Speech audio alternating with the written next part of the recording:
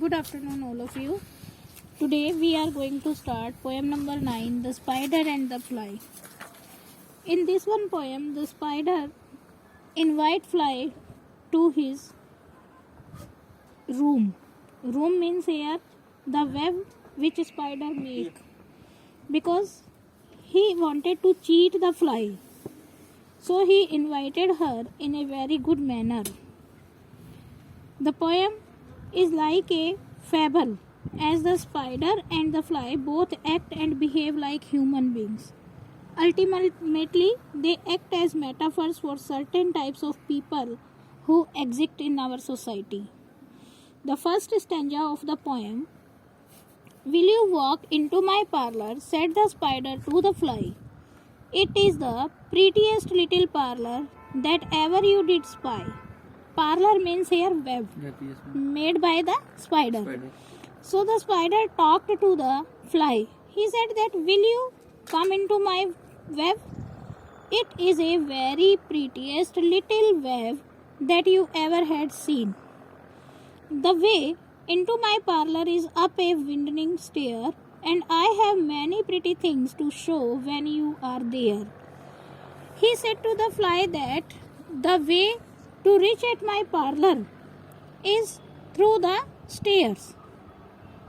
It is up the stairs, and there are many beautiful things in my web which I have to show you when you will be there.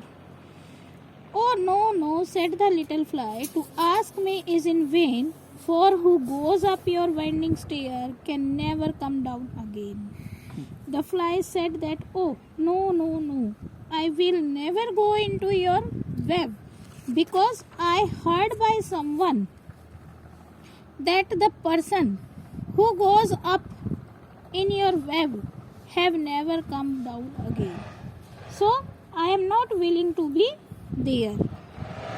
Winding stair means zigzag stairs, made in a zigzag manner.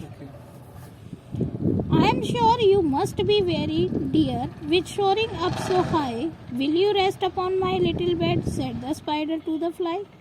Again the spider tried to cheat the fly. And again, what he said? He said that, I am sure that you are tired. You are tired because you are flying up so high. So he said that, "Will you take some rest in my little bed? There are pretty curtains drawn around. The sheets are fine and thin. And if you like to rest a while, I will snugly tuck you in." The spider said that, "I have beautiful curtains in my web." Curtains? Parde. And he also said that, "I have also a bed sheet which is very fine and thin on my bed." And he said that, "If you like to rest for some time there, I will comfortably put you in the bed, tuck you in the bed." Then again fly replied, "Oh, no, no," said the little fly, "for I have often heard it said, they never wake again who sleep upon your bed."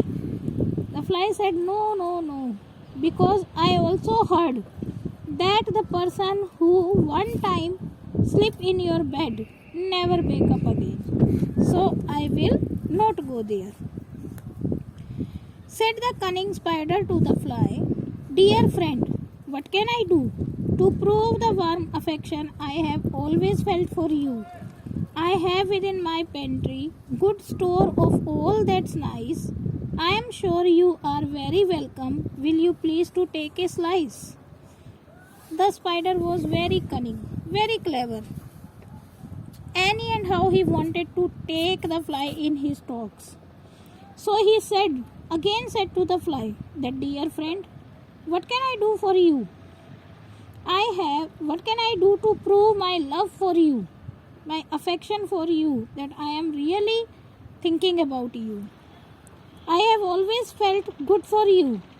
And he said that, "In my pantry, in my small room, in my storing food room, I have some good food which is very nice, I am sure that you are welcome in my that one room, and you can take any slice, you can eat anything. Will you please come to take anything for eat? Now fly is offering to spider. Then again fly replied, "Oh no, no," said the little fly, "kind sir, that cannot be. I have heard what is in your pantry, and I do not wish to see." She said, "No, I don't want to be in your web, because I also have heard that what are you having in your pantry, and that type of food storing room, and I never wished to see that type of things." "Sweet creature," said the spider, "you are witty and you are wise. How handsome are your gauzy wings! How brilliant are your eyes!" Now the spider knew very well that everyone came into the praising words. Every person can cheat to anyone by speaking the praising words. So spider also play one trick. Praising words means sweet words, no? He said to the fly that, "Oh sweet creature, you are very clever, you are very wise, you are very beautiful." And he also said that you are very handsome and your wings are very, very transparent. Your wings are very transparent. And he said that your eyes are also very shining. Brilliant eyes you have. Now he started to flatter with the fly by praising words, so that it can be in his web. And fly had said that spider, you are very handsome. No. Spider said to the fly. No, spider has told all this word to fly. Fly.